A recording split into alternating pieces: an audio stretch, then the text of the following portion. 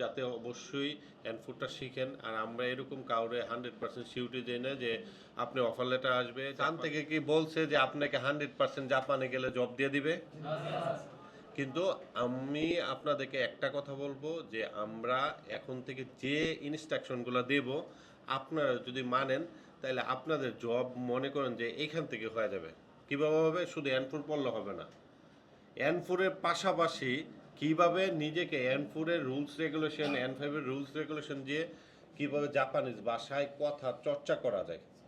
ধরেন আপনি লেসন আজকে 32 পড়তেছেন না, তো 32 নাম্বার লেসনে যে রুলস রেগুলেশন আছে, হ্যাঁ, বা হচ্ছে ভোকাবুলারি আছে, এগুলা ইউজ করে ব্যবহার করে কিভাবে আপনি কথা বলতে পারবেন, মানে মনের ভাব কিন্তু জাপানিজ ভাষায় প্রকাশ করতে হবে।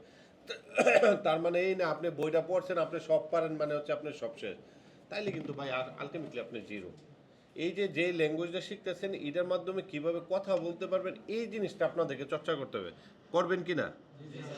এছাড়াও যদি নিজে অন্য জনের সাথে নাও কথা বলতে পারেন, আপনাদের কাছে কিন্তু এই যে কথা বলার জন্য অনেকগুলো অ্যাপস আছে, যে মনে হচ্ছে চ্যাট জিপিটি আছে, আপনি চাইলে আপনি যেই কথা বলবেন, মানে অনেক ক্ষেত্রে অনেকের হচ্ছে ধরেন জড়তা থাকে যে আমি অন্য সামনে বললে ভুল বললে হ্যাঁ তো আমার নিয়ে মানে মস্করা করবে বা অন্য জায়গায় গেলে হয়তো আমাকে পচাবে। তো আমরা এই চিন্তা না করে নিজে নিজে চেষ্টা করতে দেখি প্রত্যেক দিন 1 ঘন্টা কথা বলেন।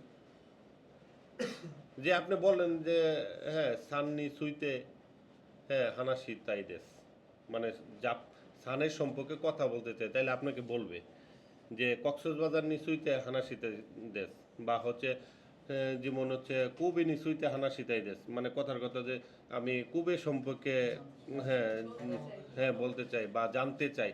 তো বিষয়গুলো হচ্ছে আপনি নিজে নিজে এগুলো করবেন এবং